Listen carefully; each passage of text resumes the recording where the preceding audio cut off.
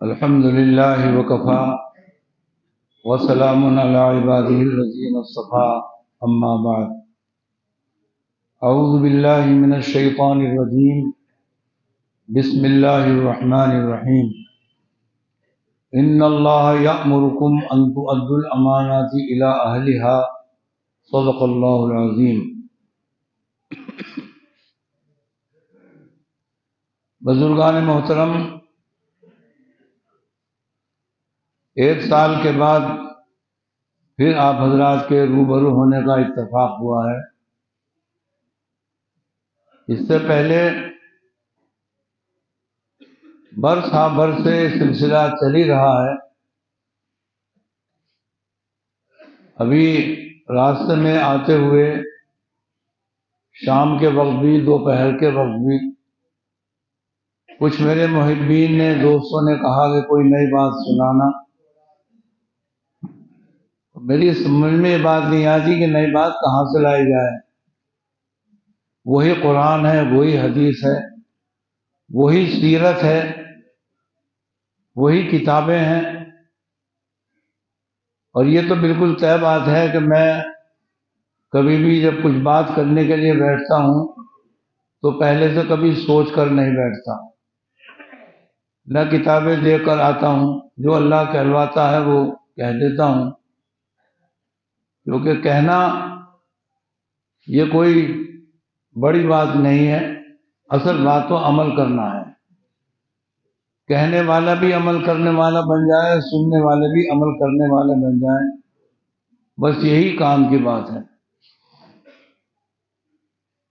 ایک مجلس کے اندر لوگ تقریریں کر رہے تھے، وہ میرا نمبر بھی آ گیا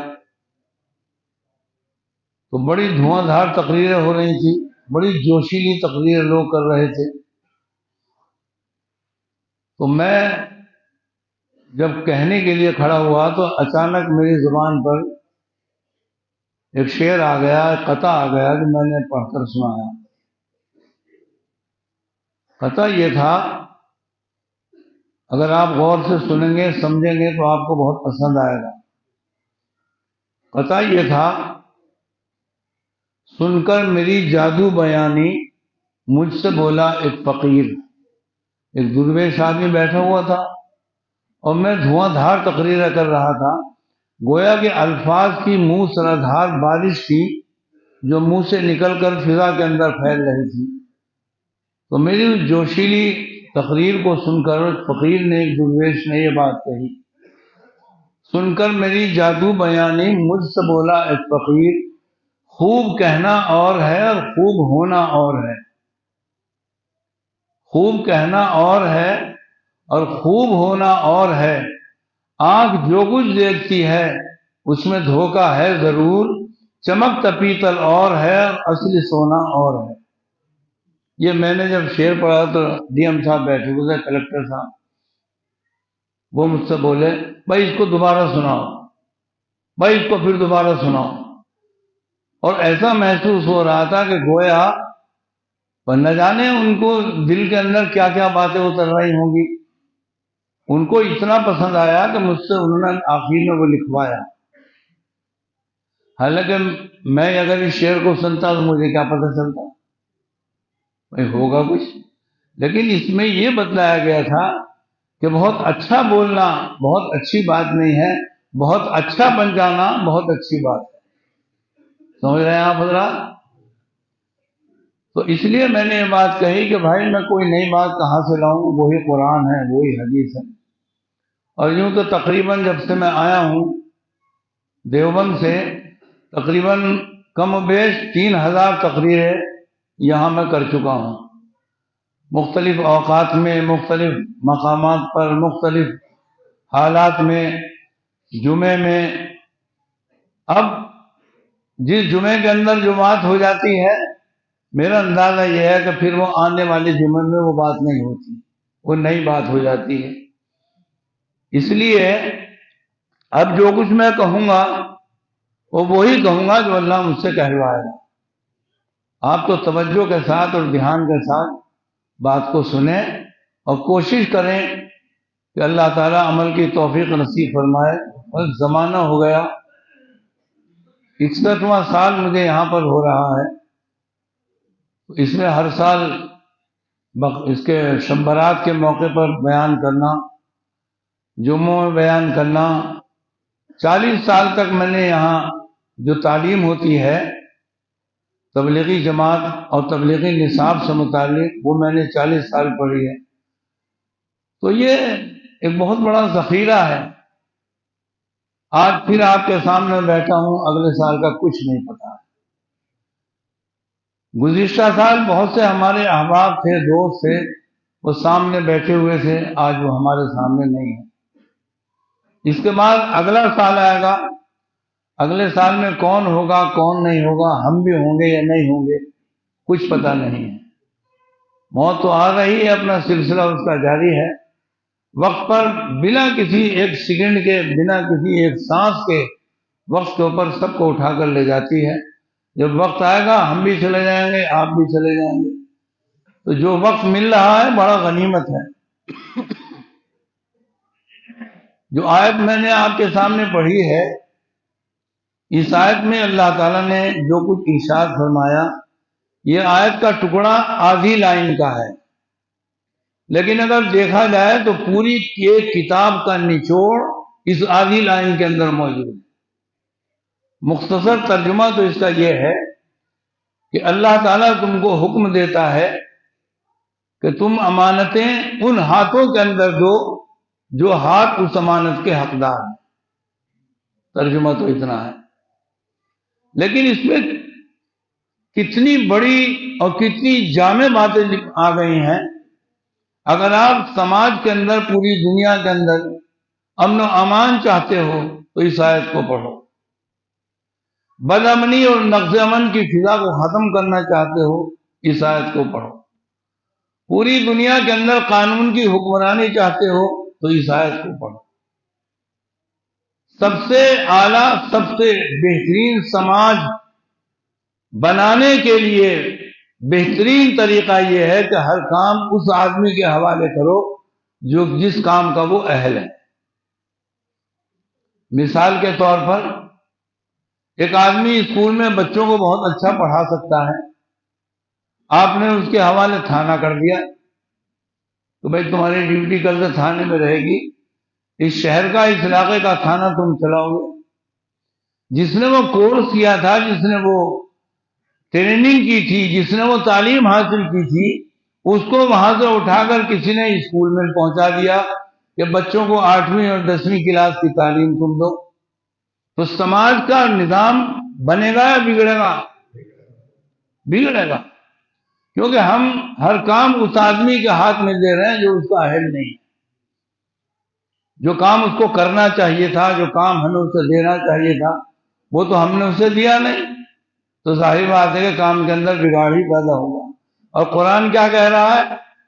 یامرکم ان تؤدوا الامانات الی اہلھا، اے ایمان والو، اللہ تمہیں اس بات کا حکم دیتا ہے کہ تم جو مستحق ہے کسی امانت کا، وہ امانت اسی کے ہاتھ میں دو تاکہ خوبصورتی کے ساتھ اپنے فرائض انجام دے سکے، اور علاقے کے اندر، سماج کے اندر، سوسائٹی کے اندر لیکن امن و امان کی فضا قائم رہے اور ہر شخص خوشحالی کی زندگی گزارتا رہے۔ امانت کا جب لفظ آتا ہے تو اس میں کوئی ایک چیز امانت نہیں، مسجد بھی امانت ہے، مدرسہ بھی امانت ہے، بچے جو اللہ نے آپ کو دیے وہ بھی امانت ہے، جو بیوی اللہ نے آپ کو دی وہ بھی امانت ہے، جو پیسے آپ کو اللہ نے دیے وہ بھی امانت ہے۔ ہزاروں چیزیں ہیں جو امانت کے درجے میں آتی ہیں، اور آپ کو ذمہ دار بنایا گیا ہے کہ آپ اپنی مرضی سے یا لاپرواہی سے اس چیز کو ضائع برباد نہ کریں، اس کو امانت کے طریقے پر ادا کرتے ہیں۔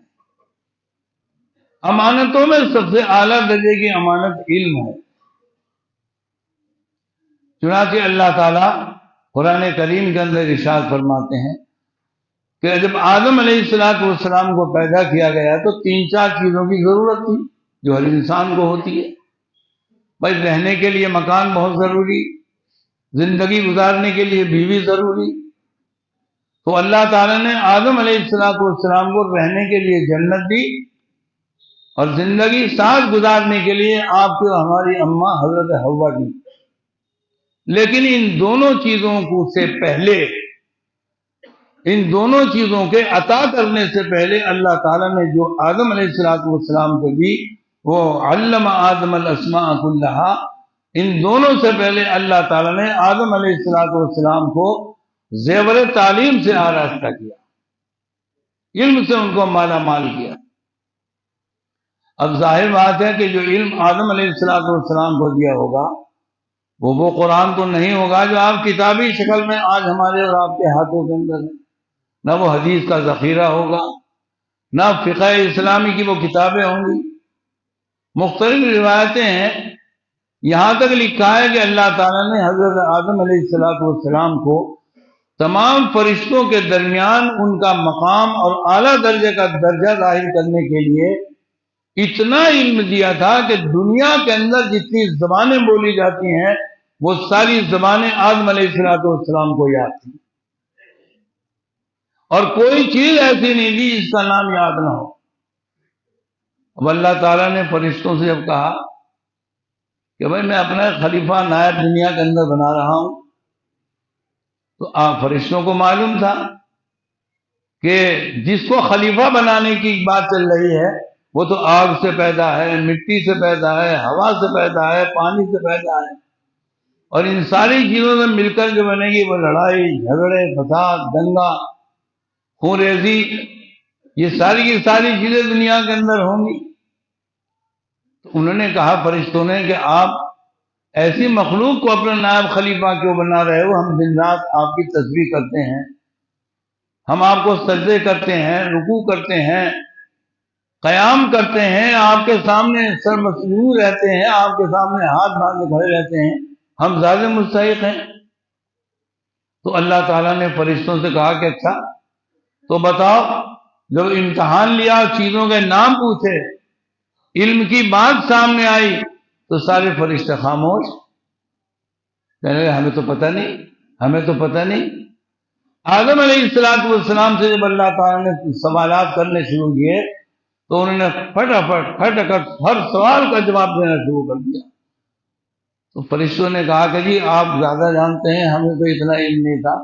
آپ جس کو اپنا نائب بنانا چاہتے ہیں دنیا کے اندر وہ ہم سے بدر جہاں بہتر ہے، اس کے پاس علم کی دولت ہے. تو اللہ تعالیٰ نے امانتوں کے اندر سب سے زیادہ درجہ اونچا دیا ہے وہ علم کو دیا ہے. اور علم وہ صفت ہے کہ جو خود اللہ تعالیٰ کی صفت ہے. اللہ تعالیٰ عبادت گزار نہیں، اللہ تعالیٰ کو صبر کی ضرورت نہیں، اللہ تعالیٰ کو شکر کی ضرورت نہیں، اللہ تعالیٰ کو زہد اور تقوی کی ضرورت نہیں. یہ تو سب بندوں کی صفات ہوتی ہیں جو بندے غلام ہوتے ہیں. تو بھائی ہاتھ باندھ کر کون کھڑا ہوتا ہے جو اپنے آپ کو قصوروار بتا رہا ہے؟ جھک کر کون کھڑا ہو رہا ہے رکوع میں؟ سجدوں میں زمین کے اوپر کون پڑا ہوا ہے؟ ظاہر بات ہے کہ یہ صفات، یہ باتیں اللہ کے اندر تو نہیں پائی جاتی. اللہ کی صفت ہے علیم ہونا، وہ علم کا سرچشمہ ہے، علم کا خزانہ ہے. تو ایک نئی بات میں آپ کو بتلاتا چلوں، علم کے معاملے میں جب بات آئی گئی ہے، ہمارے زمانے کے لوگوں نے یا تو ان سے بھول ہوئی یا وہ سمجھ نہیں پائے. بہرحال میں اپنی معلومات کے مطابق آپ سے کہہ رہا ہوں کہ پوری دنیا کے اندر جتنے بھی علوم ہیں، فنون ہیں، ان سب کا مخزن، ان سب کا خزانہ اور ان سب کا منبع، ان سب کا مخرج صرف قرآن ہے. کوئی سا بھی علم آپ لے لو وہ قرآن کے اندر آپ کو ملے گا. کسی بھی لائن کا علم لے لو وہ قرآن کے اندر آپ کو ملے گا. تو میں یہ پوچھنا چاہتا ہوں آپ سے کہ جب ہر علم کا منبع اور ہر علم کا مخزن قرآن ہے تو ہم نے یہ کیسے اختیار کر لیا کہ یہ علم دنیا ہے اور یہ علم دین ہے؟ دیوبند میں جو پڑھایا جا رہا ہے وہ علم دین ہے، اور وردھمان کالج کے اندر جو پڑھایا جا رہا ہے وہ علم دنیا ہے۔ میں نہیں سمجھتا اس بات کو۔ میرا ماننا یہ ہے کہ جس جگہ جس درسگاہ میں جو بھی علم پڑھایا جا رہا ہے، تعلیم دی جا رہی ہے، وہ قرآن ہی سے نکلی ہے۔ جب قرآن سے ہر علم نکلا، قرآن ہی کے اندر وہ تمام خزانے علوم اور فنون کے موجود ہیں، تو پھر تقسیم کرنا علم کو، بہرحال میری سمجھ سے تو باہر بات ہے۔ ہاں البتہ یہ بات ضرور ہے کہ آپ جو بھی علم حاصل کر رہے ہو، اس سے آپ کے درجات کے پست ہونے کا یا بلند ہونے کا دار و مدار آپ کی نیت کے اوپر ہے۔ آپ نے حدیث کا علم حاصل کیا لیکن نیت آپ کی خراب تھی، تو اس علم سے آپ کو فائدہ پہنچے گا؟ ذرا بتاؤ تو صحیح، نہیں پہنچے گا۔ علم فقہ ہم نے حاصل کیا، مسائل جائز ناجائز حلال حرام، لیکن میرا مقصد اللہ کی رضا اور اللہ کا قانون معلوم کرنے کی بجائے کچھ اور تھا۔ دنیا کمانا تھا، یا اس علم کے ذریعے کسی سے شادی کرنی تھی، یا اعلی حاضر قیاس دنیا کی کوئی اور غرض تھی، تو اس علم کے حاصل کرنے کا خدا کے یہاں اور آخرت میں مجھے کوئی فائدہ نہیں ہوگا۔ تو بھائی صحیح ہے بات؟ اور اگر علم میں نے اس لیے حاصل کیا کوئی سا بھی کہ اس علم کے ذریعے میں خدا کو پہچانوں، اس علم کے ذریعے میں ٹوٹے ہوئے بندوں کو خدا تک پہنچاؤں، خدا تک ان کی ملاقات کراؤں، تو کوئی سا بھی علم ہو آپ اسے حاصل کریں، آپ کو وہ علم نجات کا ذریعہ بنے گا، اور وہ علم آپ کو جنت کے اندر پہنچا کر رہے گا۔ اس کی ایک مثال میں آپ کو دیتا چلوں۔ ایک مجلس کے اندر 4 عالم بیٹھے ہوئے ہیں۔ ایک حافظ قرآن ہے جو پورا قرآن ان کو ازبر یاد ہے، دوسرے قرآن پاک کے مفسر بیٹھے ہوئے ہیں جو قرآن کی تفسیر ایک ایک آیت کی خوب اچھی طرح جانتے ہیں، 2 تیسرے اس مجلس کے اندر شیخ الحدیث بیٹھے ہوئے ہیں جو صحاح ستہ کی تمام کتابیں، بخاری، مسلم، ترمذی، ابو داؤد، نسائی، ابن ماجہ، ساری کتابوں کے استاد ہیں، وہ بیٹھے ہوئے ہیں۔ اور اسی مجلس کے اندر ایک لیکچرار بیٹھا ہوا ہے جو میتھ کا استاد ہے، جو کسی کالج کے اندر بچوں کو میتھ کا علم پڑھاتا ہے، کیونکہ اسکولوں کے اندر میتھ ہے، جغرافیہ ہے، اور ہسٹری ہے، سائنس ہے، انگلش ہے، فلاں ہے فلاں ہے۔ تو ایک میتھ کا استاد بیٹھا ہوا ہے جو حساب اور کتاب کا ماہر ہے، جو بینکنگ کے قوانین اور اصولوں سے واقف ہے، جو کروڑوں اربوں خربوں کا حساب لگا کر کے ایک دم سامنے رکھ دیتا ہے۔ یہ 4 آدمی بیٹھے ہوئے ہیں، 5واں ایک آدمی آیا، اس نے کہا کہ میرے بزرگوں مجھے جہنم سے بچا لو۔ پوچھا کہ بھئی کیا بات ہے؟ کہ میں بہت پریشان ہوں اور مجھے لگ رہا ہے کہ یقیناً جہنم کے انگارے میرے لیے تیار ہیں، مجھے تم چاہو تو بچا سکتے ہو۔ انہوں نے پوچھا کہ بتاؤ تو صحیح کیا بات ہے؟ اس نے کہا جی قرآن پاک میں جہاں نماز کا ذکر ہے وہاں زکوٰۃ کا ذکر ہے۔ اقیم الصلاۃ، بتاؤ کہ کیا ہے؟ کسی کو نہیں پتا۔ اقیم الصلاۃ کے آگے وآتوا الزکاۃ، کہ نماز قائم کرو اور زکوٰۃ ادا کرو، کہ قرآن کریم کے اندر ہر صفحے کے اوپر زکوٰۃ کا اور نماز کا حکم ہے۔ میں نماز تو خوب پڑھ رہا ہوں، لیکن میرے پاس 27.5 تولے سونا ہے، 1.5 کلو چاندی ہے، اور 9,50,000 روپے نقد ہے میرے پاس۔ مجھے یہ بتاؤ مجھے ان کی زکوٰۃ کتنی دینی ہے تاکہ میں جہنم کے انگاروں سے بچ جاؤں۔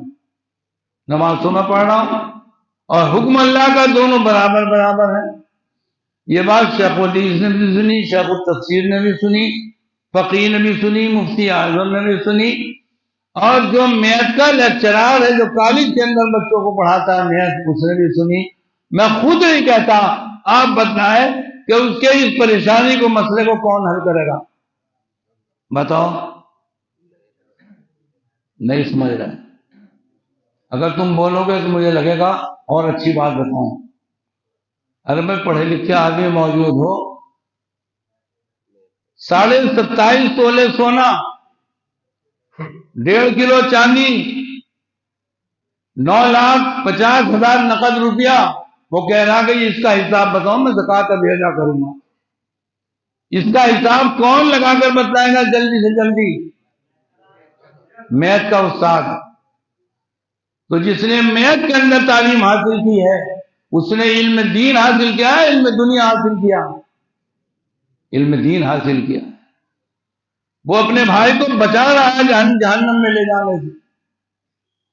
اور یہ علم نہ ہونے کی وجہ سے آج ہم نماز تو پڑھ رہے ہیں، زکوٰۃ کا حساب بالکل نہیں جانتے. میں پورے یقین کے ساتھ کہہ سکتا ہوں کہ شاید ہی 100 میں 2, 4, 10, 5 میرے بھائی ایسے ہوں گے جو کاغذ قلم لے کر کے پورے سال کا زکوٰۃ کا حساب لگاتے ہوں اور پھر اس کو ترتیب کے ساتھ خرچ کرتے ہوں. بھائی سب تو کر نہیں سکتے، مجھے تو نہیں لگتا. کرتے ہوں گے بھائی؟ نہیں کرتے. کسی کے اوپر زکوٰۃ کی رقم 75,000 روپے بیٹھ رہی ہے تو میں مشکل کام 10, 15, 20,000 روپے خرچ کر دیتا ہوں، کیونکہ اسے معلوم ہی نہیں، اسے معلوم ہی نہیں کہ کتنا مال میرے پاس ہے، راس المال کتنا ہے اور زکوٰۃ اس پر کتنی نکلنی ہے. اس لیے میں کہتا ہوں آپ سے کہ کوئی سا بھی علم حاصل کرو، اس میں نیت اچھی رکھو، انشاءاللہ خدا تک پہنچ جاؤ گے اور اس علم کی بدولت انشاءاللہ تم کامیاب ہو جاؤ گے.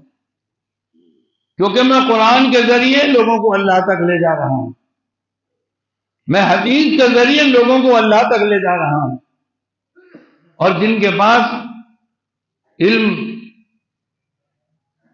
یونیورسٹیوں کا ہے، جن کے پاس علم کالجوں کا ہے، وہ اپنے علم کے ذریعے بکھرے ہوئے ٹوٹے ہوئے لوگوں کو اللہ تک لے جا سکتے ہیں. دونوں حالتوں میں علم فائدہ مند ہے. اور میں پھر آپ کے سامنے کہہ رہا ہوں، اگر کسی کو میری بات پر اعتراض ہو تو کھڑے ہو کر بول سکتا ہے. ہر علم قرآن سے نکلا ہے، ہر علم کا جوڑ اور ہر علم کا منبع مخرج قرآن ہے. کہیں سے بھی لے جاؤ. ہم نے ایک کمی یہ کی اپنے اندر کہ ہم نے قرآن تو پڑھا لیکن قرآن کو سمجھ کر نہیں پڑھا، نہ سمجھنے کی کوشش کی. اب یہ کالجوں میں اور یونیورسٹیوں کے اندر جنہوں نے قرآن پڑھا تو انہوں نے قرآن کو پڑھا بھی اور غور بھی کیا کہ یہ کیا بات ہے قرآن کے اندر. لو اس کو دیکھتے ہیں کھول کر کے. مثلا قرآن میں سورہ زاریات کے اندر ایک آیت آتی ہے، وَفِي الْأَرْضِ آیَاتٌ لِّلْمُوقِنِينَ، کہ زمین کے اندر میری نشانیاں ہیں اگر تم یقین کرتے ہو. کس کا کلام ہے بھائی؟ زور سے بتاؤ. ہاں، یہاں کوئی ٹیپ ریکارڈ پھڑ لیے بیٹھا کہ تمہارا نام پہنچ جائے گا. وَفِي الْأَرْضِ آیَاتٌ لِّلْمُوقِنِينَ، زمین کے اندر میری نشانیاں ہیں اگر تم یقین کرتے ہو. تو ہمیں تو ساری عمر آگے ہو گئی. وَفِي الْأَرْضِ آیَاتٌ لِّلْمُوقِنِينَ، وَفِي الْأَرْضِ آیَاتٌ لِّلْمُوقِنِينَ. 15 حروف ہیں اس کے اندر، اور 15 حروف میں ایک حرف پر 10 نیکیوں کے حساب سے 150 نیکیاں مل گئی. ہم تو جیب میں ڈال کے نیکی چلے گئے، اپنا کام ہو گیا.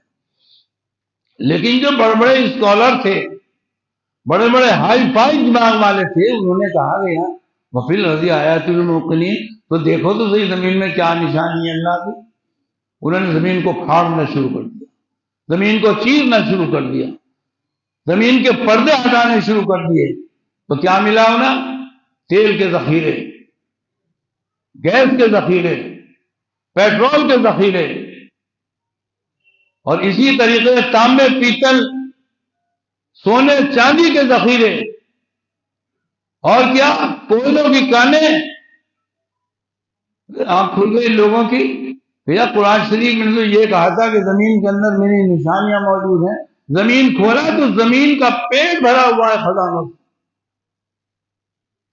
وہی تیل اگر ہمیں پتہ نہ چلتا تیل کا، جس کے لیے قرآن نے اشارہ کیا تھا، تو یہ اربوں خربوں کی تعداد میں گاڑیاں چل رہی ہیں، فیکٹریاں چل رہی ہیں، ہوائی جہاز اڑ رہے ہیں، یہ کہاں سے آپ اڑتے؟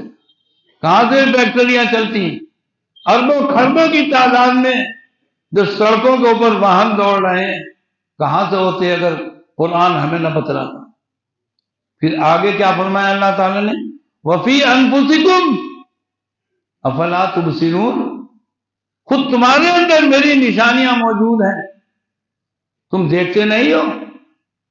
ہم تو رٹ رہے ہیں وَفِي أَنفُسِكُمْ أَفَلَا تُبْصِرُونَ، وَفِي أَنفُسِكُمْ أَفَلَا تُبْصِرُونَ، لیکن جو اسکالر گزرے بڑے بڑے سائنسداں دماغ والے، انہوں نے جب یہ آیت پڑھی، ارے ہمارے اندر بھی اللہ کی نشانیاں ہیں۔ اب جو انسان نے انسان کے اوپر تحقیقات شروع کی تو پردے کھلتے چلے گئے، پردے کھلتے چلے گئے، ہر بیماری کی تہہ تک پہنچنا، ہر بیماری کی کو جڑ سے اکھاڑ کر باہر پھینکنے کے لیے دوائیں تلاش کرنا، اس کے اندر لگ گئے۔ لیجئے صاحب، اس آیت سے میڈیکل سائنس کی طرف اشارہ ہو گیا۔ تو بھائی کیا عجیب ہے قرآن کریم، یہ قرآن دنیا کی کسی کتاب نے آج تک یہ نہیں کہا کہ تمہارے جسم کے اندر میری نشانیاں موجود ہیں۔ آپ اپنے آپ کو کسی دن دیکھیے غور سے۔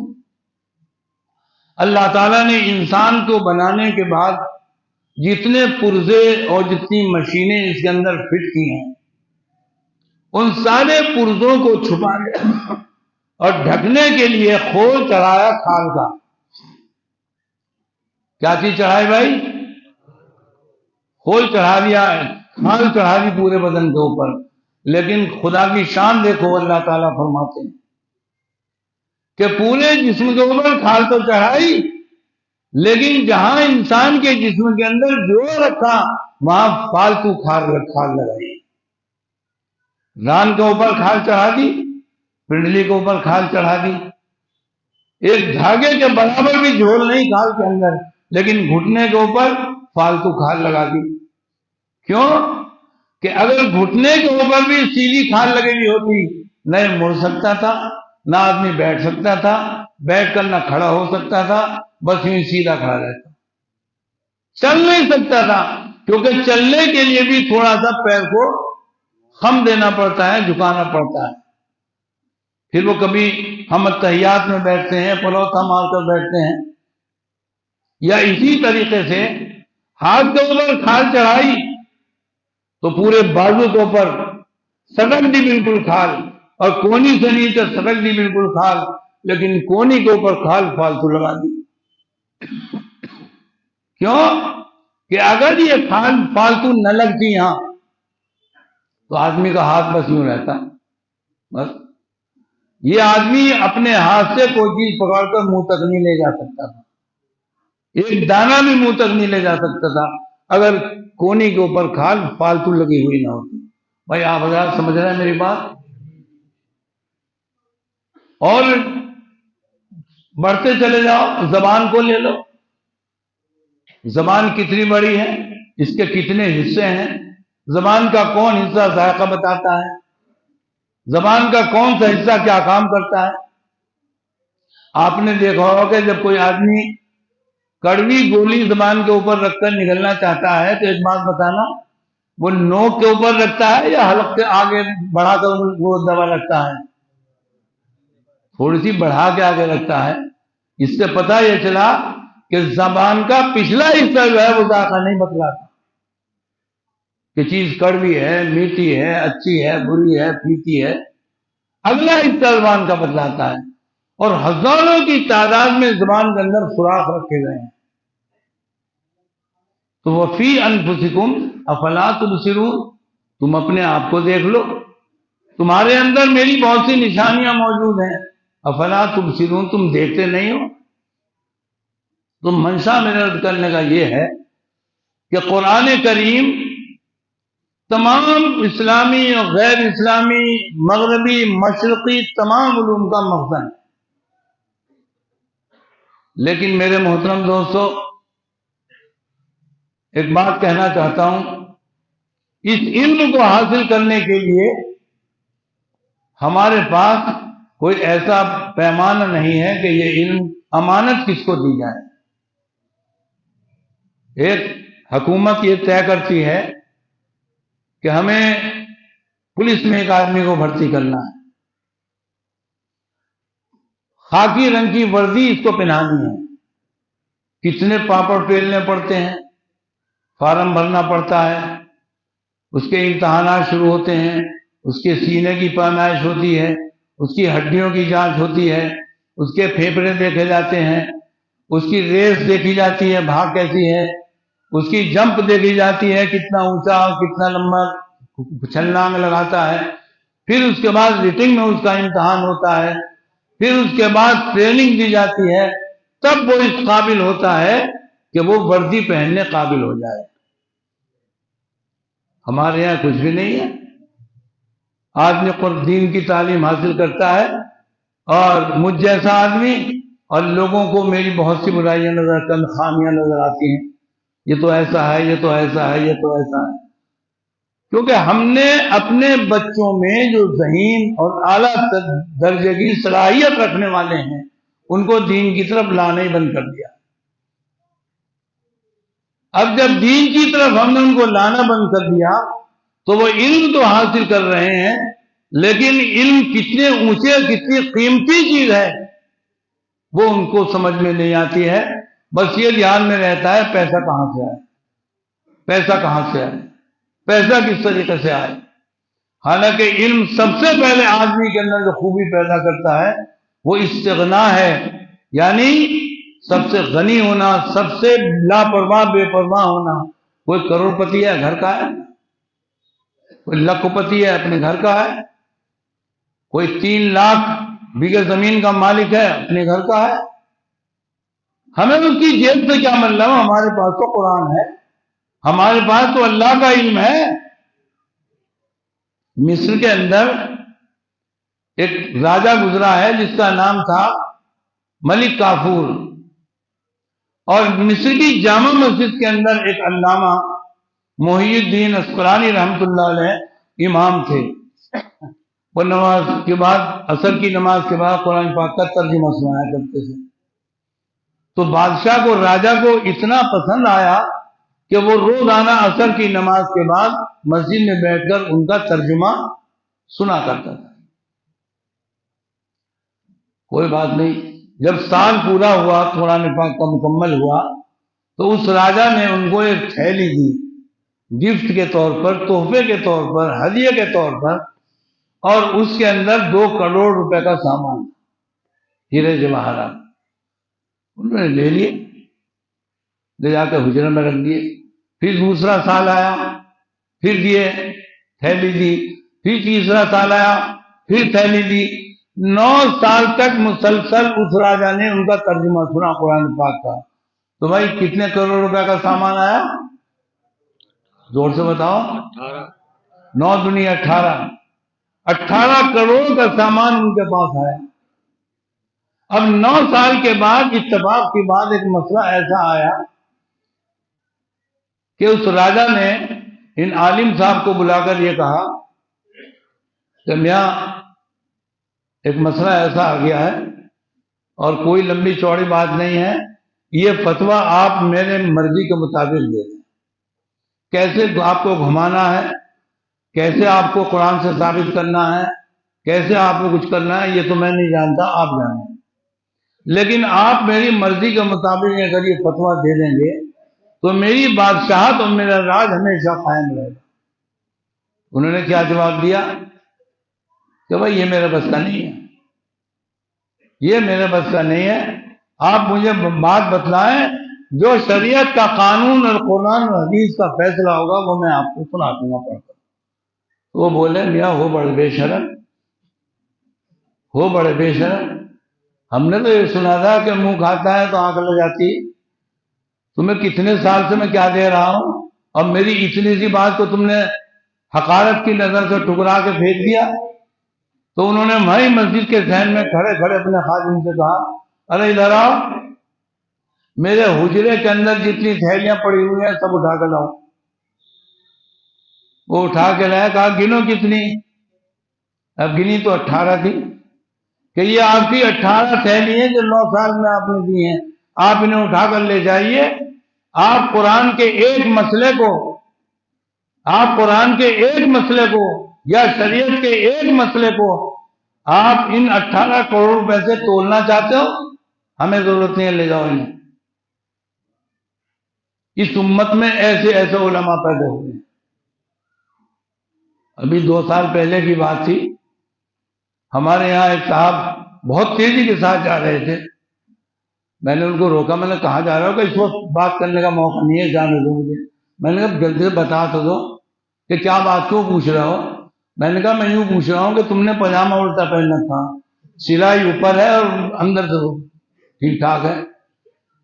کہنے لگے بھیا 20 بات مت کرو مجھ سے، مجھے ہر سال اتنا روپیہ دیتے ہیں ایک صاحب، اور 15,000 روپے کا موبائل دیا تھا ابھی۔ ان کا فون آیا ہے کہ میں جلیبی لایا ہوں، ٹھنڈی ہونے سے پہلے فاتحہ دینی ہے، اگر ٹھنڈی ہو گئی تو بیکار ہے، تو مجھے فاتحہ دینی ہے، اس لیے میں پاجامہ نہیں دیکھ رہا الٹا ہے سیدھا، آگے سیدھا کر لوں گا۔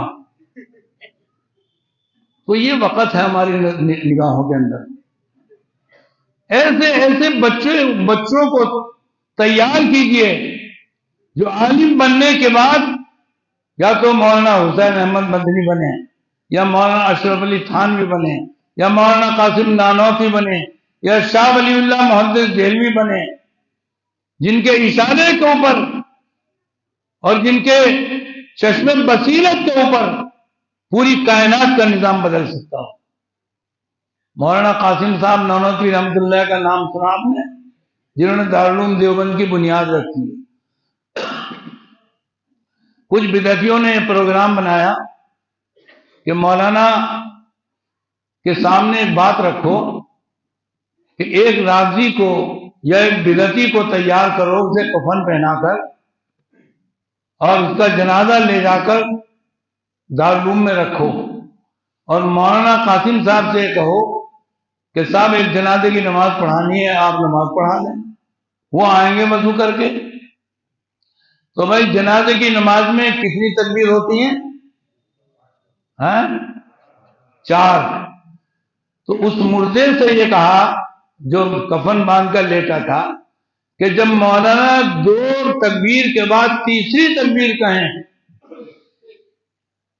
ایک دم سے شور مچا کر کھڑے ہو جانا، تو پھر دیکھیں گے مولانا کیا کریں گے۔ تو ذرا مزہ آئے گا، تفریح آئے گی، تو ٹھیک ہے، پلان بنا کے جنازہ تیار کر کے بنا کے لا کر کے رکھ دیا۔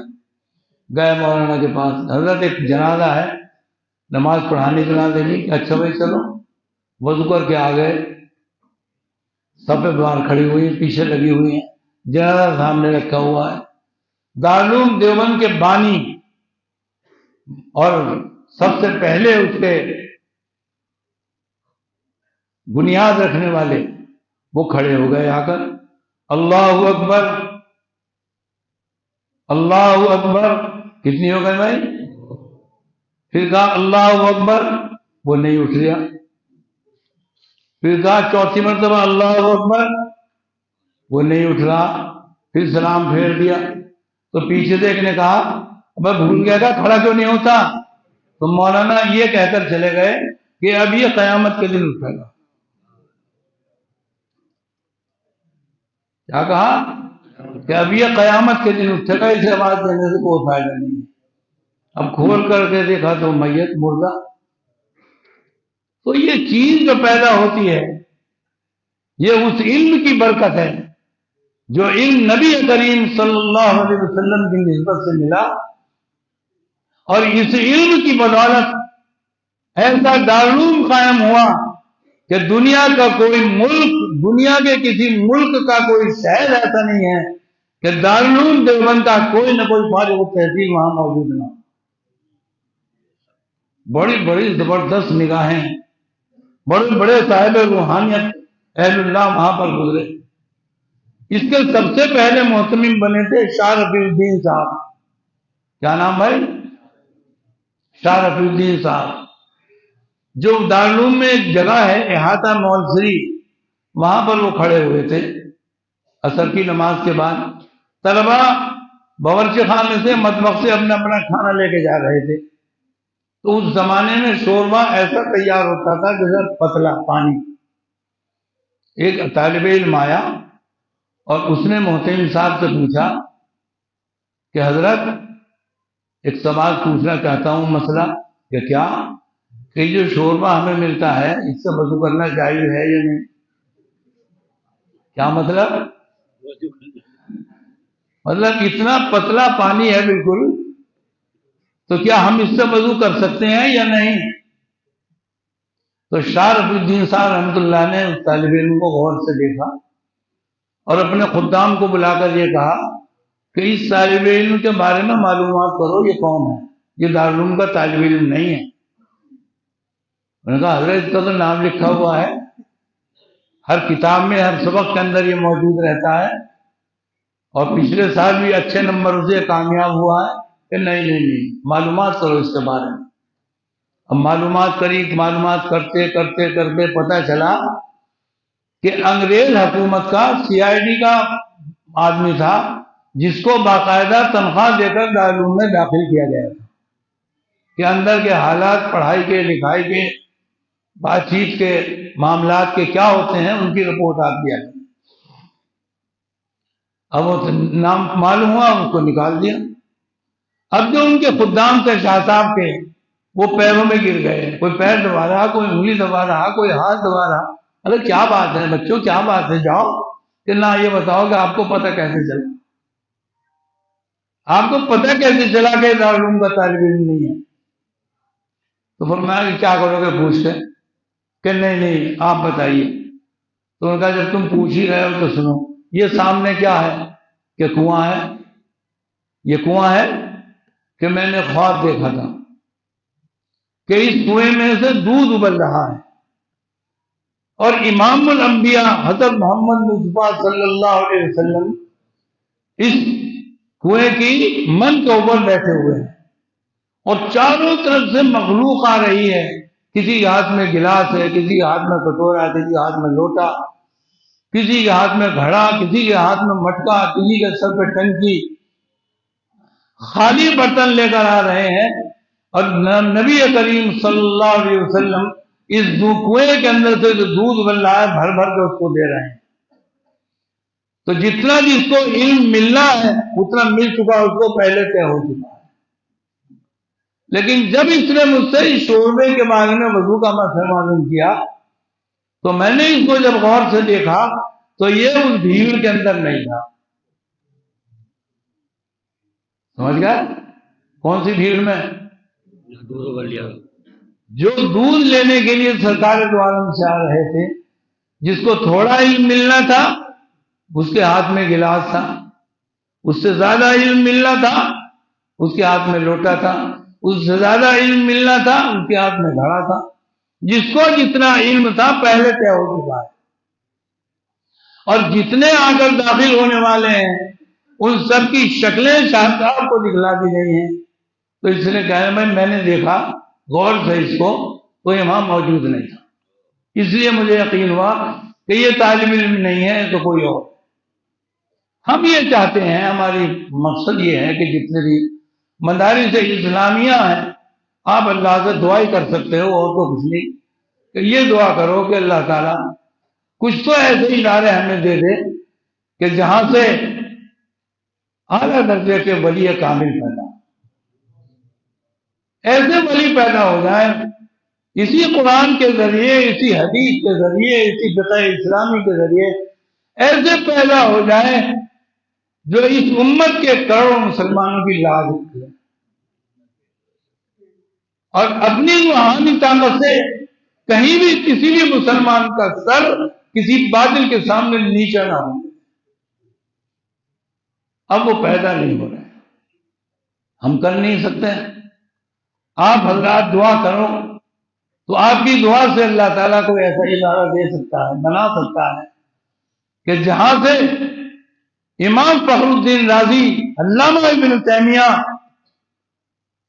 اور امام بخاری امام مسلم جیسے لوگ پیدا ہوں اور ایک آنکھ اٹھائیں تو پوری امت کی لاج رکھ لیں، پوری امت کی عزت بچا لیں، ایسے صاحب روحانیت پیدا ہوں، تمہاری بات بنے گی، کرو گے دعا؟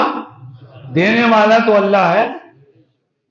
اور کیا میں آپ سے پوچھنا چاہتا ہوں کہ مولانا قاسم صاحب نانوتوی جن کو اللہ نے بنا کر بھیجا تھا، وہ اللہ دوسرا قاسم نہیں بنا سکتا؟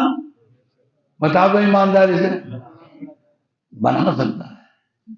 اسی ملک میں، ہندوستان میں ایسے ایسے صاحب روحانیت عالم گزرے ہیں کہ جنہوں نے ہندوستان کے کروڑوں مسلمانوں کی عزت بچائی۔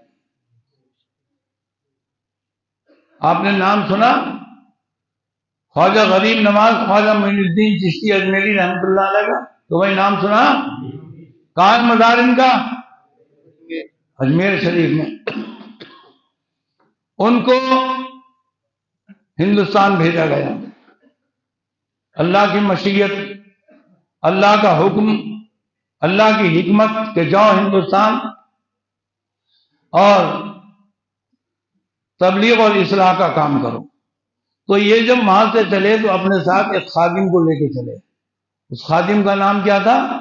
خواجہ قطب الدین بختیار کاکی۔ نام سنا کبھی؟ اب یہ خادم بھی ساتھ آ گئے۔ جب دہلی آئے تو خواجہ معین الدین چشتی اجمیری نے ان سے کہا اپنے خادم سے کہ تم تو دہلی ٹھہرو، تم تو دہلی کو سنبھالو اور میں آگے بڑھتا ہوں، اور یہاں تبلیغ اور تعلیم کے ذریعے، اصلاح کے ذریعے یہاں کے بھٹکے ہوئے لوگوں کو اللہ سے ملاؤ، یہاں کام کرو۔ تو وہ وہاں رک گئے۔ اب جب رکے تو ان کا جو روحانی فیض جاری ہوا، تو بھائی ایک بات سن لو، جب عطر کی خوشبو شیشے میں نکل کر لوگوں کے ناک تک پہنچ سکتی ہے تو ولیوں کی اور اللہ والوں کی روحانیت کیسے نہیں پہنچ سکتی دوسروں تک؟ پہنچے گی۔ اب وہ تھے صاحب وہاں رکھنے گئے۔ اب دہلی میں جھوک درجوک چاروں طرف سے لوگ آنے شروع ہو گئے، کوئی ذکر کر رہا ہے، کوئی مراقبہ کر رہا ہے، کوئی تلاوت کر رہا ہے، کوئی نوافل پڑھ رہا ہے، پوری رات کوئی اللہ کے سامنے کھڑے ہو کر آنسو بہا رہا ہے۔ دلی کا نقشہ بدلنا شروع ہو گیا۔ اس وقت دلی کا بادشاہ کون تھا؟ سلطان شمس الدین التمش۔ انہوں نے جب قطب الدین بختیار کاکی کا نام سنا اور ان کے کارنامے سنے تو بادشاہ اپنے محل سے نکل کر ان کی جھوپڑی تک پہنچا اور جا کر اس نے کہا کہ حضرت آپ مجھے بیعت کر لیں اور میں آپ کی صحبت میں کچھ اور گزارنا چاہتا ہوں، اور جہاں یہ آپ کی کٹیا ہے، آپ کا یہ کیا ہوتا ہے جو چھوٹا سا بنا دیں؟ محل نہ بھائی، فقیروں کا محل تھوڑی ہوتا ہے، کٹیا کہ میں یہیں اپنی جگہ بنا لیتا ہوں۔ تو خواجہ قطب الدین بختیار کاکی نے کہا کہ نہیں، تمہیں وہاں کے دلی کو سنبھالنا ہے، پورے ملک کو دیکھنا ہے، اگر مجھ سے تمہیں کوئی فیض حاصل کرنا ہے تو میں اپنی کٹیا کو اٹھا کر اور تمہارے قریب پہنچا دوں گا، جب مجھ سے ملنا ہو، بات چیت کرنی ہو، آ جانا۔ وہ آ گئے۔ اب بادشاہ بھی اللہ والا بننے لگا، دن بھر مقدمات دیکھتا، ملک کا انتظام دیکھتا، اور رات کو ہاتھ باندھ کر اللہ کے سامنے رونا شروع کر دیتا۔ جب بادشاہ کی حالت بدل گئی تو پوری دلی کی حالت بدلنی شروع ہو گئی۔ اب جو حلوہ مانڈا جن کا بند ہو گیا تھا انہیں بڑی پریشانی ہوئی کہ کہاں سے آ گیا بڈھا آدمی، اس نے ہماری ساری دکان فیل کر دی، جتنے ہمارے آگے پیچھے پھرا کرتے تھے اور ہم ادھر ادھر کے جھانس سے دے کر ان کی جیبیں خالی کرایا کرتے تھے، وہ ہماری ساری دکان خراب ہو گئی۔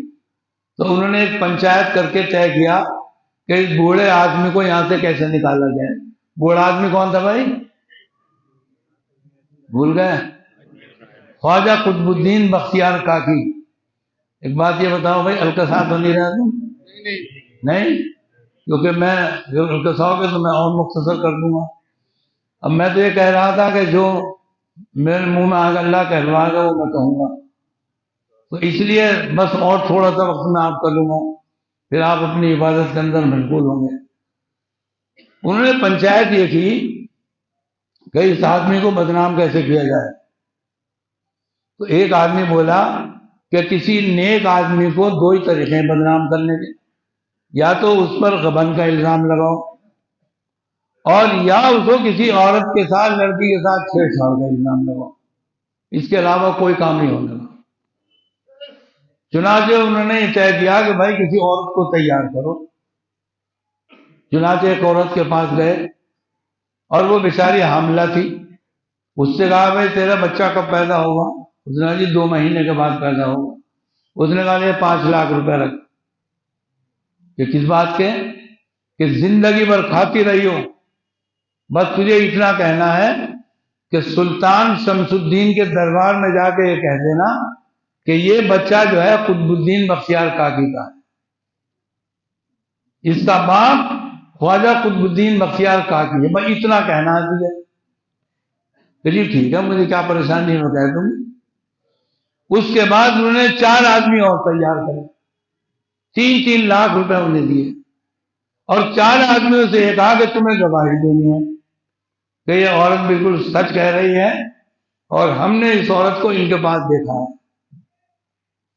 تو مدعی موجود، مدعا موجود، 4 گواہ موجود، پورا سیٹ تیار کر کے، پلان تیار کر کے وہ بچہ پیدا ہو گئے۔ جب بچہ پیدا ہوا تو 1.5 مہینے کے بچے کو لے کر کے وہ سلطان شمس الدین التمش رحمۃ اللہ علیہ کے دربار میں پہنچی۔ وہ مقدمات سن رہے تھے، جو اچانک شور کی آواز آئی، ہٹو بچو، ہٹو بچو، مار لیا، بچا لو، روک لو۔ سلطان سے کہا کہ کیا معاملہ ہے، دیکھو صحیح بات۔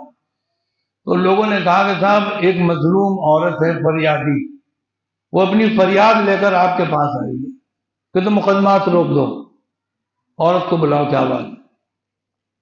اب عورت رو رہی، چیخ رہی، چلا رہی، گود میں بچہ، کہ کیا بات ہے؟ کہ یہ ایسا ہے کہ یہ بچہ ناجائز اولاد ہے، اور جس کی یہ ناجائز اولاد ہے میں اسے سزا دلوانا چاہتی ہوں، انصاف چاہتی ہوں، لیکن اسے دنیا میں کوئی انصاف نہیں دے سکتا۔ سلطان شمس الدین نے اپنی ننگی تلوار اٹھا کر کہا کہ تو بات بتا کیا ہے، یہ تلوار فیصلہ کرے گی، کیا آپ نہیں کر سکتے فیصلہ؟ لیکن نہیں، ہم کریں گے فیصلہ۔ تو اس نے کہا کہ تو سنو،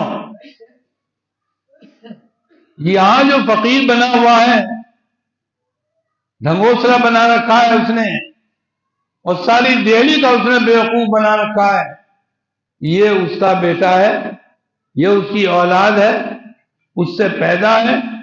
اب میں نے اس سے یہ کہا کہ اس کا خرچ دے، تو یوں کہتا ہے کہ میری کوئی اولاد نہیں ہے، مجھے انصاف چاہیے۔ تو سلطان شمس الدین نے کہا کہ تیرا کوئی گواہ ہے؟ کہ جی ہاں گواہ بھی ہے۔ کہ بلاؤ کہاں ہے؟ تو وہ 4 آدمی کھڑے کیے گئے۔ تو 4 آدمی نے کہا کہ صاحب جو اس آدمی کی قطب الدین بختیار کاکی کا جو خانقاہ ہے، اس میں راتوں کو کوئی عبادت کر رہا، کوئی نماز پڑھ رہا، کوئی روزہ رکھ رہا، کوئی اللہ اللہ کر رہا، تو اس عورت کو پچھلے دروازے سے ہم نے کئی مرتبہ آدھی رات کے بعد جاتے ہوئے دیکھا،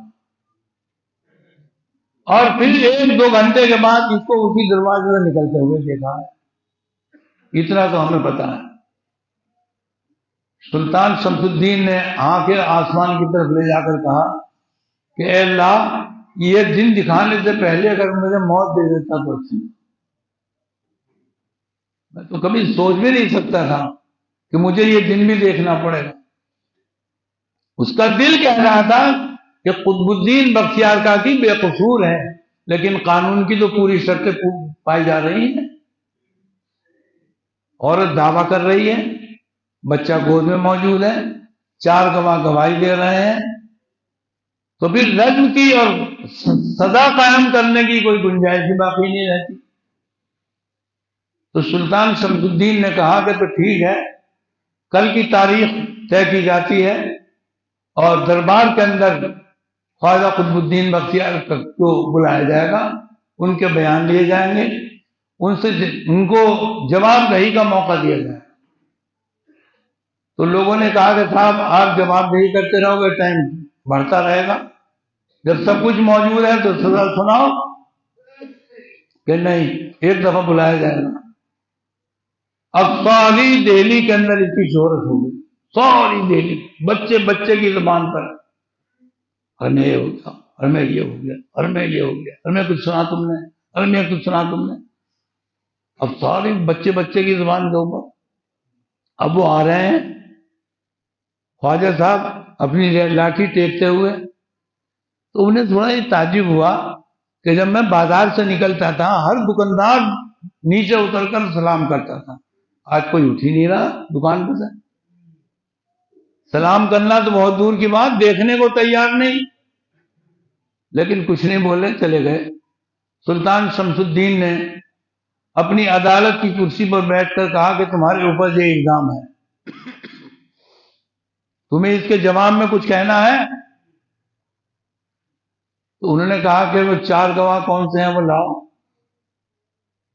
اب وہ 4 گواہ جب پیش کیے گئے تو خواجہ قطب الدین نے ان سے پوچھا کہ تم گواہ ہو؟ کانپنے لگے، کانپنے لگے کہ تم گواہ ہو؟ پھر انہوں نے کہا کہ رات خواجہ غریب نواز شاہ معین الدین چشتی اجمیری کو میں نے خواب میں دیکھا ہے، اور انہوں نے مجھ سے کہا ہے کہ شمس الدین التمش سے کہنا کہ کوئی آخری فیصلہ اس وقت نہ سنائے جب تک میں نہ آؤں۔ میں آ رہا ہوں۔ اب 30ویں دن مغرب کی نماز ہو رہی تھی، جماعت کھڑی ہوئی تھی، شاہ معین الدین چشتی اجمیری رحمۃ اللہ علیہ نماز کے اندر موجود تھے۔ نماز پڑھنے کے بعد انہوں نے حکم دیا کہ سلطان سے کہو کہ اپنا دربار لگائے، اپنا دربار لگائے، اور اس کے بعد اپنا فیصلہ صادر کرے، کیا اس کا فیصلہ ہے۔ چنانچہ دربار لگ گیا۔ خواجہ معین الدین چشتی اجمیری رحمۃ اللہ علیہ نے جب دیکھا تو تا حد نظر آدمی آدمی آدمی آدمی رونے لگے۔ لوگوں نے پوچھا کہ آپ کیوں رو رہے ہو؟ کہ اللہ کا ولی اتنے دنوں سے اس کی شان دیکھنے کے لیے کوئی نہیں آیا، اس کی رسوائی دیکھنے کے لیے ساری دلی اکٹھا ہے، اس کی رسوائی دیکھنے کے لیے ساری دلی اکٹھا ہے۔ اور شاہ معین الدین چشتی نے کہا کہاں ہے وہ عورت؟ وہ عورت بھی موجود تھی، اس کی گود میں بچہ بھی موجود تھا۔ انہوں نے سجدہ کیا۔ کس نے؟ شاہ معین الدین چشتی اجمیری رحمۃ اللہ علیہ۔ اور انہوں نے کہا کہ اللہ، تو نے اپنے محبوب پیغمبر یوسف علیہ السلام کی عزت کو بچانے کے لیے شیر خوار دودھ پیتے بچے سے گواہی دلائی، تو نے عیسیٰ ابن مریم کو دودھ پیتے ہوئے کو قوت گوہی عطا کی، اور انہوں نے قرآن میں کہا انی عبداللہ آتانی الکتاب۔ اے اللہ، یہ تیرا فقیر، یہ تیرا درویش، پوری دنیا کو، پوری دہلی کو جس نے رکھ دیا، اور تیرے نام کی روشنی ہزاروں دلوں کے اندر اس نے اتار دی، آج اس کی رسوائی کو دیکھنے کے لیے پوری دلی اکٹھی ہوئی ہے۔ اور یہ کہہ کر کے سجدے سے اٹھے تو دیکھا خواجہ قطب الدین بختیار کاکی وہ رو رہے ہیں کہ تو کیوں رو رہا؟ کہ آپ نے مجھ سے کہا تھا کہ بھوکا رہنا، کسی کے سامنے روٹی کے لیے ہاتھ مت پھیلانا، تو پیاسا مر جانا، کسی کے سامنے ایک گلاس پانی کا سوال مت کرنا، جو کام تیرے سپرد کر کے جا رہا ہوں اس کام کے اندر مشغول رہنا دن رات، یہاں تک کہ تیرا انتقال ہو جائے۔ میں تو آپ کے حکم پر یہاں پڑا ہوا ہوں، پر آپ نے مجھے یہ نہیں بتایا تھا کہ یہ دن بھی تجھے دیکھنا ہے۔ آپ نے مجھے یہ نہیں بتایا تھا. تو خواجہ معین الدین چشتی نے کہا کہ تجھے شکایت ہے؟ کہ شکایت نہیں ہے، آپ کو دیکھ کر میرا دل بھر آیا، اس لیے میں آپ سے یہ کہہ رہا ہوں. تو فرمایا خاموش، تو یوسف علیہ السلام سے زیادہ متقی نہیں ہے، تو حضرت عائشہ صدیقہ رضی اللہ تعالی عنہ سے زیادہ تقوی پرہیزگار والا نہیں ہے، ان کے اوپر یہ تہمتیں لگ چکی ہیں. تو یہ ایک تہمت میں گھبرا گیا. یہ کہہ کر خواجہ معین الدین چشتی آگے بڑھے، اور آگے بڑھنے کے بعد کہاں ہے وہ بچہ؟ وہ تو گود میں تھا عورت کے، 1.25 مہینے کا بچہ. انہوں نے جو کپڑا پکڑ کے اس کا آگے کھینچا تو عورت بولی اے بوڑھے، ہاتھ لگانے کی ضرورت نہیں، پیچھے. تو خواجہ معین الدین چشتی اجمیری رحمۃ اللہ علیہ نے فرمایا اجلس باذن اللہ، اللہ کے حکم سے اٹھ کے بیٹھ. تو وہ 1.25 مہینے کا بچہ جو گود میں پڑا ہوا تھا ایک دم اٹھ کے بیٹھا، اور اس کی زبان سے نکلا السلام علیکہ یا ولی اللہ، اللہ کے دوست آپ پر سلام. عورت کے تو پیروں کی زمین نکل گئی. یہ کیا؟ 1.25 مہینے کا بچہ.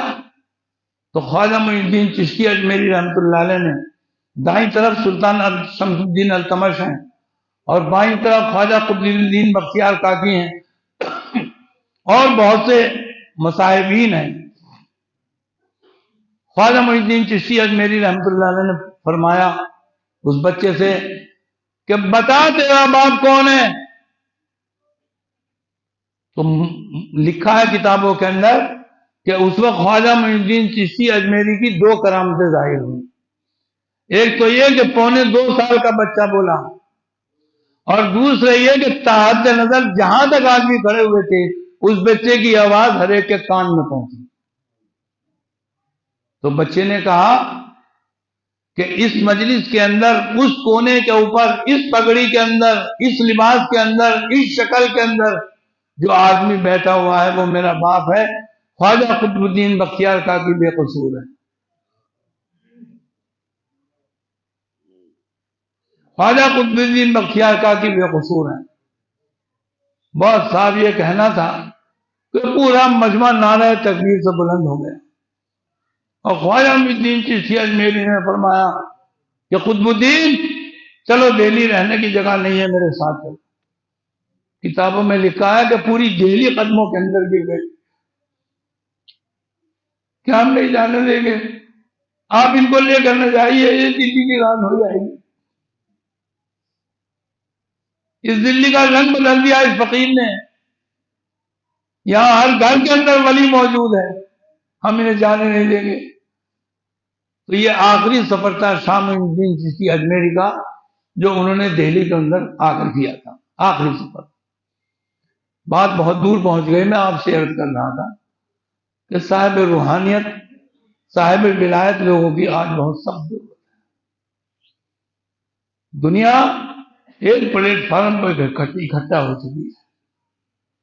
یہ بات صحیح ہے، ہم بہت گناہگار، کوئی شک نہیں ہے.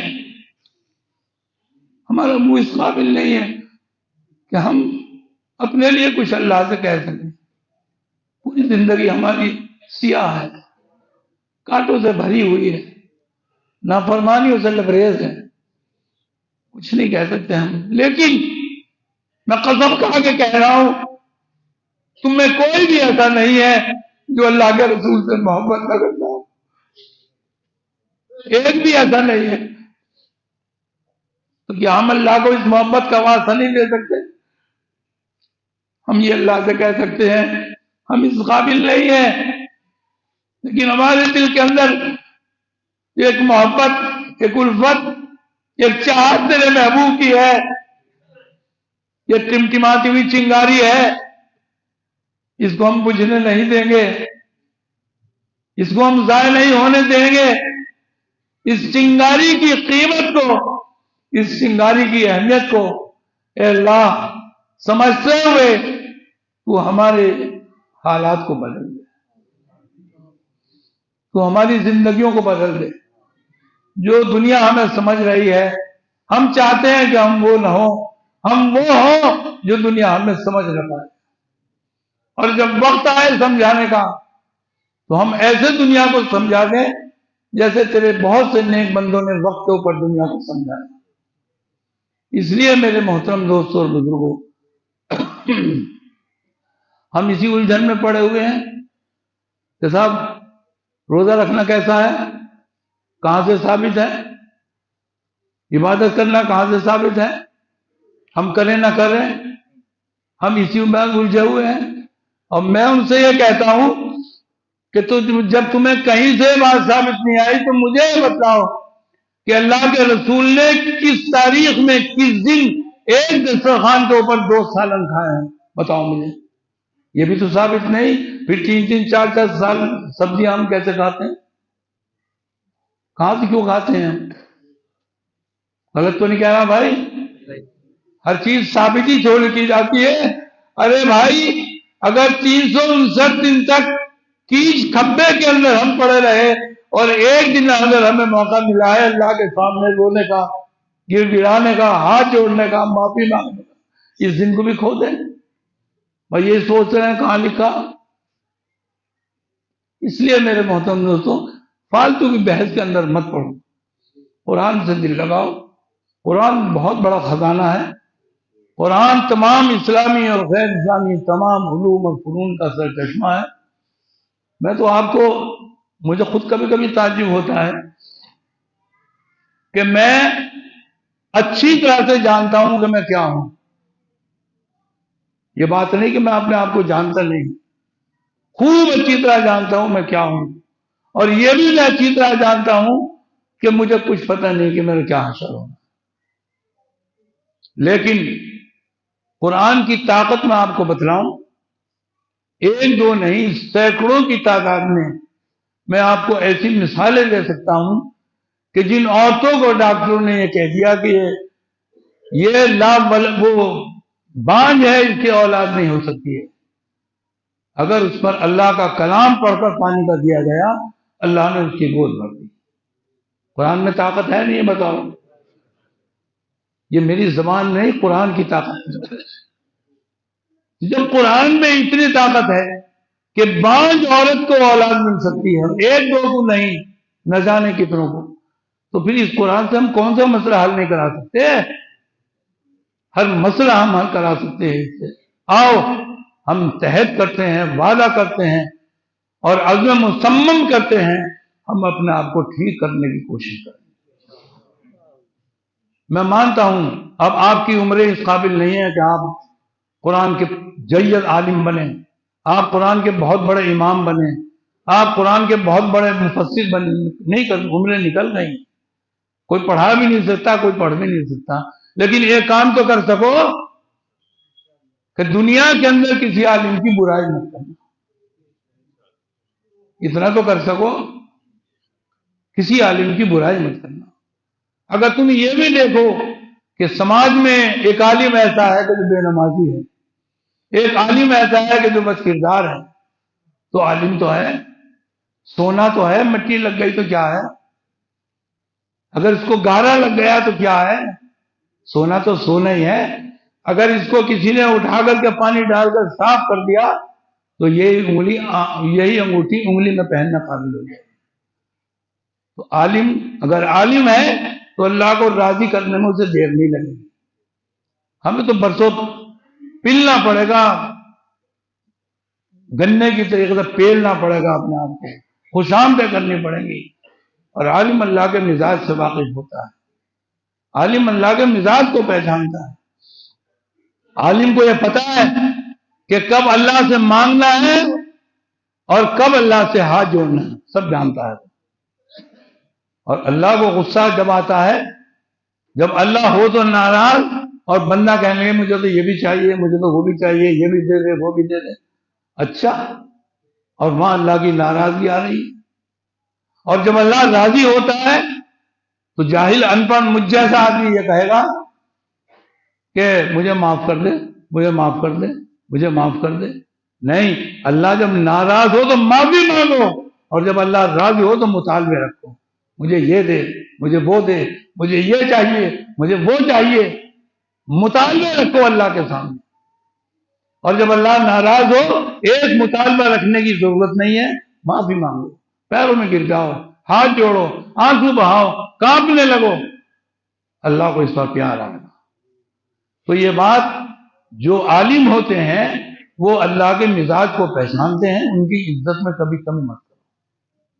اگر اپنی آنکھ سے ان میں کوئی برائی دیکھو، اللہ سے علیحدگی میں دعا کرو کہ اللہ یہ ہمارے سماج کا ایک ہیرا ہے، اس پر مٹی لگ گئی ہے تو اسے صاف کر دے، اسے گارا لگ گیا ہے تو اسے اپنے قدرت سے صاف کر دے. تو کیوں بھائی، اگر تم نے کہا اور اللہ نے صاف کر دیا تو قیمتی بن گیا نہیں بن گیا وہ. اس لیے کسی عالم کی زندگی میں برائی مت کرنا، اپنے سے بڑوں کی سے سب کی عزت کرو. جو تمہارے سماج میں، گھر میں، پڑوس میں، محلے میں سفید داڑھی والے ہیں، عمر رسیدہ ہیں، ان کے آگے مت چڑھو، ان کی دعائیں لو، ان کو سلام کرو، ان کو خوش کرو، ان کے جوتے سیدھے کرو، ان کے دل سے دعائیں نکلیں گی. جو چھوٹے ہوں ان کو شفقت کے ساتھ ان کو سمجھاؤ، پیار سے ان کو بٹھلاؤ، بیٹے مسجد میں بھاگا نہیں کرتے، دوڑا نہیں کرتے. اور ہمارے کیا ہے کہ بے شرم نہیں آتی، اسے نکل جاتا مسجد سے باہر. تو یہ وہ اگر نکل گیا نہ آیا دوبارہ، یہی تو بچہ آگے چل کر کے جوان بنے گا اس مسجد کا، یہی بچہ تو آگے چل کر کے مبلغ بنے گا، یہی بچہ تو اسلام کا آگے چل کر داعی بنے گا. تو اس لیے بچوں کے ساتھ شفقت کا معاملہ کرو، بڑوں کی عزت اور احترام کرو، اور اللہ کے سامنے ہمیشہ ہاتھ جوڑ کر معافی مانگتے رہو. اللہ تبارک و تعالیٰ مجھے اور آپ کو عمل کرنے کی توفیق عطا فرمائے. آخر میں ایک بات میں آپ کو اور عرض کر دوں، انشاءاللہ ثم انشاءاللہ رمضان المبارک میں قرآن میں ہی سناؤں گا. میں نے نیت کر لی ہے. حالات تو ایسے نہیں ہیں، کمزوری بھی ہے، بیماری بھی ہے، گھٹنے، پیٹ، یہ وہ دنیا بھر کی باتیں، لیکن یہ سوچتا ہوں کہ جب 66 مرتبہ اس نے سنوا دیا تو 67 مرتبہ بھی تو سنوا سکے وہ. اور مجھ سے سارے نمازیوں نے وعدہ کیا جمعے کے دن کہ ہم دعا کریں گے. تو اتنی بڑی مجمع کے اندر، اتنی بڑی مجلس کے اندر، اتنی بڑی مسجد کے اندر سب نہیں تو 2-4 تو ایسے ہوں گے جن کی اللہ سنے گا. تو سب نے اگر میرے لیے دعا کی ہے تو میں انشاءاللہ قرآن کریم سناؤں گا. اللہ مجھے ہمت دے، طاقت دے، اور جو میں پڑھوں اللہ اس کو قبول بھی فرمائے. 24 رمضان کو انشاءاللہ قرآن کریم مکمل ہوگا. آپ حضرات پابندی کے ساتھ نمازیں پڑھیں، رمضان میں قرآن کریم پابندی کے ساتھ سنیں. آپ کے قریب میں جو جہاں مسجد ہو اس میں سنیں. اور میرے لیے بھی آپ اللہ تعالیٰ سے دعا کریں کہ اے اللہ، روتے پیٹتے جیسے زندگی کی گزر گئی، اب آخر دن ہے، آخر وقت ہے، تو اللہ تعالیٰ مجھے ایمان پر خاتمہ میرا نصیب کر دے. میرے پاس کچھ نہیں ہے، میں بالکل خالی ہاتھ ہوں.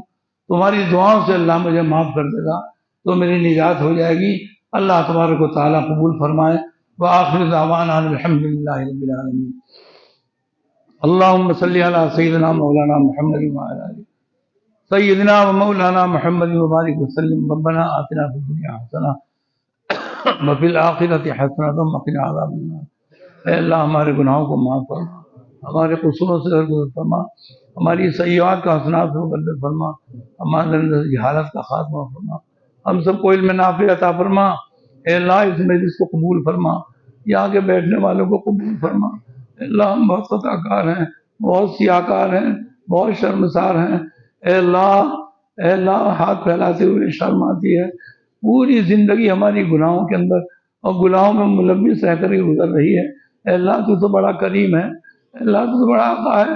تو نے قرآن کریم کے اندر یہ فرمایا، لا تقنطوا من رحمت اللہ، میری رحمت سے نا امید مت ہونا. ہم نا امید نہیں ہیں، ہم آس لگائے بیٹھے ہیں، ہم تکیہ لگائے بیٹھے ہیں. تیری رحمت ضرور ہماری طرف متوجہ ہوگی، تو بھی ہمارے کرم کی نگاہ سے ہمیں دیکھے گا. ہم کیسے بھی ہیں تو تیرے ہی ہیں، تو تیرے محبوب کی امتی ہی. اس سے تو کوئی کاٹ ہی نہیں سکتا ہمیں، اس سے تو کوئی ہمیں خارج نہیں کر سکتا. اے اللہ یہ ہماری بہت بڑی نسبت ہے، اس نسبت کو قبول فرما کر کیسے کیسے کیمیکل تیرے پاس ہیں، اگر تو چاہے تو ہمارے سارے نام ہے ہمارے تو گناہوں کو مٹا سکتا ہے. اور تو نے قرآن کریم کے اندر یہ بھی فرمایا میں وہ ہوں جو گناہوں کو مٹا کر ان کی جگہ نیکیاں لکھ دیتا ہوں، تو کیا ہمارے گناہوں کو بھی مٹائے گا؟ کیا ہمارے گناہوں کی جگہ نیکیاں لکھے گا؟ اگر ایسا ہوا تو ہماری بھی قسمت پلٹ جائے گی، ہم بھی منہ دکھانے قابل ہو جائیں گے، ہم بھی قیامت کے دن تیرے محبوب کے سامنے اس چہرے کو لے جا کر کھڑے ہو سکتے ہیں۔ اگر تو نے ہمارے گناہوں کو نیکیوں سے بدل دیا، ہمیں سب کو معاف کر دے۔ ہم سب تیرے سامنے ہاتھ جوڑے بیٹھے ہوئے ہیں۔ اے اللہ، یہاں رونے والے بھی ہیں، اے اللہ یہاں گر گرانے والے بھی ہیں، اے اللہ یہاں سچے دل سے تجھے یاد کرنے والے بھی ہیں۔ اے اللہ ہمیں مت دیکھ، ان کو دیکھ جو تیرے سچے دل سے تجھے یاد کر رہے ہیں اور تیری رحمت کی آس لگائے بیٹھے ہیں، ان کی وجہ سے ہمیں بھی معاف کر دے، اس پورے مجمع کو معاف کر دے، پورے محلے کو معاف کر دے، پورے شہر کو معاف کر دے، پورے ضلع کو معاف کر دے، پورے ملک کو معاف کر دے، ہم سب کو ایک اور نیک بنا دے، ہمارے آپس کے اختلافات دور کر دے، ہمارے اندر سے ہر قسم کی عداوت، دشمنی، حسد، کینہ، ساری چیزوں کو کھرچ کر دور فرما دے، ہمیں محبت کی لڑی کے اندر پرو دے۔ اے اللہ ہمیں ایک اور نیک بنا دے۔ اے اللہ ہمارے ساتھ خیر کا معاملہ فرما۔ اے اللہ ہماری دنیا میں بھی عزت کی حفاظت فرما، قبر میں بھی ہماری حفاظت فرما، حشر میں بھی ہماری عزت کی حفاظت فرما، پل صراط پر بھی ہماری مدد فرما، حساب اور کتاب کے میدان میں ہماری مدد فرما۔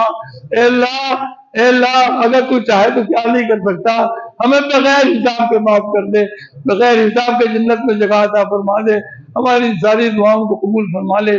جتنے نوجوان آج کے دن تیرے سامنے کھڑے ہو کر عبادت کریں گے، ان کے سجدوں کو قبول فرما لے، ان کے قیام کو قبول فرما لے، ان کی تلاوت کو قبول فرما لے۔